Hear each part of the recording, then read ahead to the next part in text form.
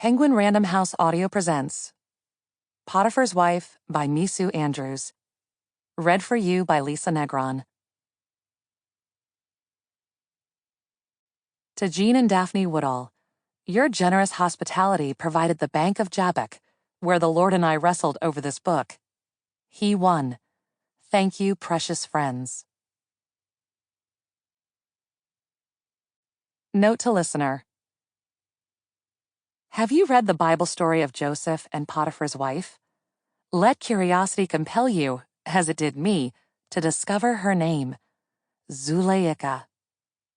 In both the Quran and the legends of the Jews, Joseph's notorious seductress is named. The research has been both fascinating and overwhelming. Placing Joseph's life on ancient Egypt's timeline is no small feat. In fact, many scholars deem it impossible. Why would Egyptologists confess such uncertainty? Think about it. If they can't ever be certain, their work becomes faith-based. Or perhaps their search is like mine, a combination of facts, faith, and informed fiction.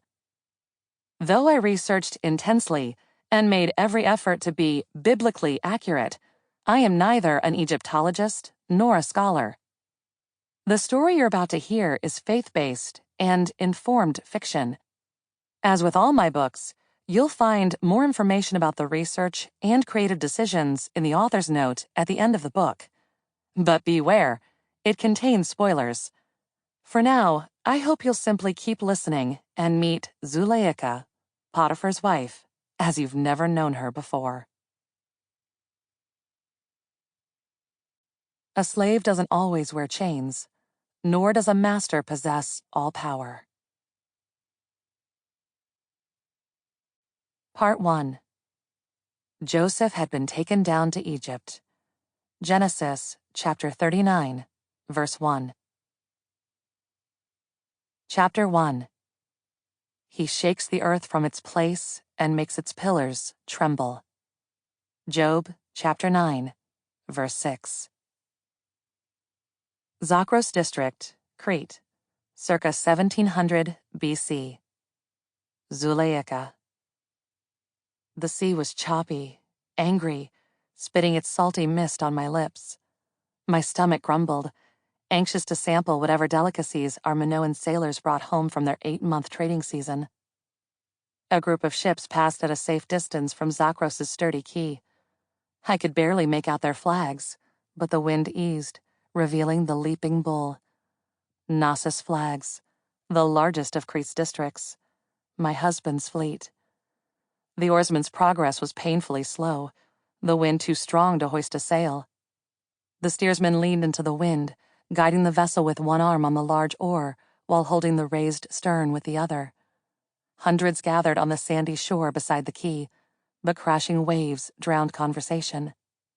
Children clung to their mitera's skirts as their sand creations succumbed to the frothy sea. I reached for the ivory figurine tucked inside my belt and rolled the mother goddess over and over in my hand, remembering how the earth had trembled the day before. Had we somehow angered our island creator, the giver of all life? Had the sailors given insufficient offerings during their journey? Sacred Mother, my husband is so close to home now. Protect him from the wrath of other gods. Keep him safe until my duties in Zakros are complete, and I can go to him. Mitera pulled me into a sideways hug. Don't worry, my girl. Always remember that Minoan sailors are the best in the world. You'll see Minas as soon as you finish the ledger work for this year's cargo. Duty before pleasure, my girl. I'd heard the same mantra since I was a child. Your sums before painting, Zuli. Mopping before pottery, reading before sculpting. I loved Minas more than my art, but I no longer needed coaxing to protect Zakros District. Duty is my pleasure, Mitera. Longing for a husband is different than a princess missing her pateras. She squeezed me tighter.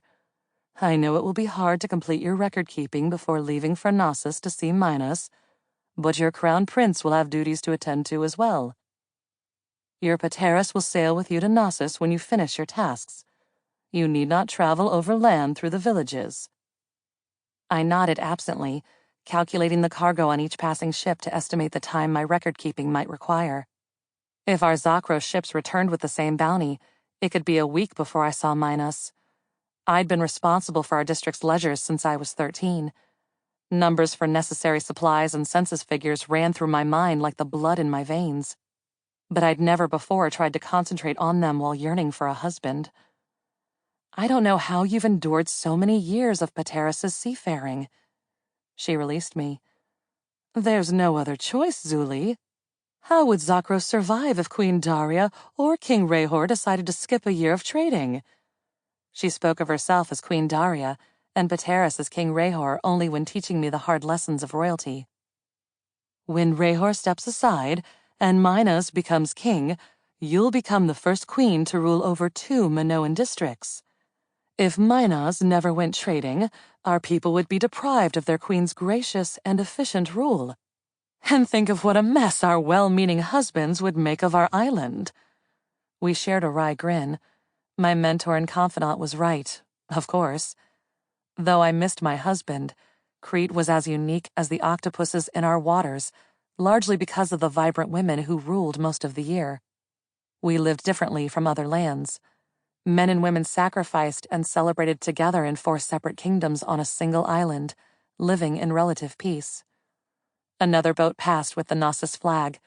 Searching frantically, wind and ocean mist blinding me, I didn't recognize the oarsman. When I finally see my husband, I shouted over the waves, he'll not leave my sight for a week. Why do you think your Pateris and I spend so little time at welcome feasts? My Terra winked. We giggled like young girls as the last Knossos ship sailed past. It was close enough to make out the steersman. Kostas! I waved at my brother-in-law, the second of King Minos's sons. Minos is usually steersman. I wonder why...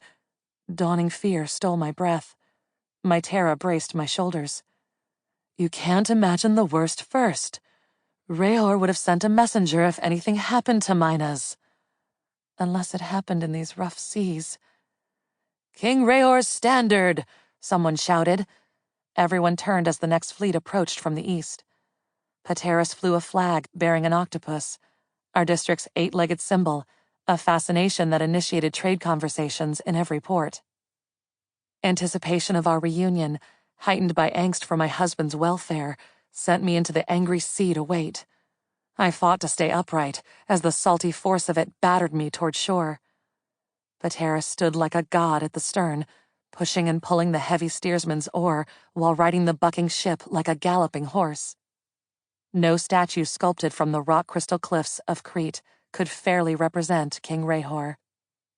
Pateris! I shouted over the rough water and wind. Pateris!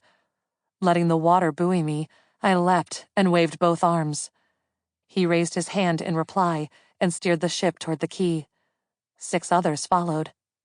30 oarsmen, 15 on each side, moved in perfect rhythm to pull the sleek and sturdy cargo ships through the fiercest waves.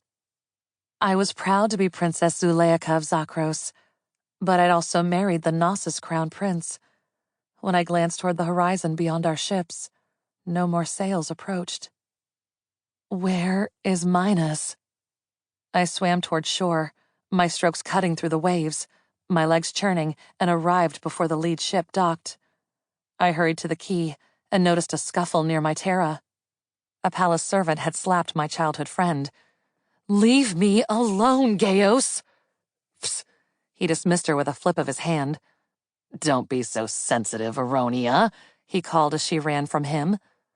Lover's spat, I teased when I reached him. Something like that. Though he was slender and barely taller than me, women seemed to flock to him. His impish grin was likely part of the reason. Other women on this island are much friendlier. My street urchin friend had an arrogance born of resolve. When we reached my Terra, a sea breeze made me shiver. Gaius removed his cloak and placed it around my shoulders. The dove I sent yesterday returned, Princess. The message read, Zakros hooked giant fish. Knossos eats tuna. It said giant fish, I clarified, not whale. Sample complete. Ready to continue?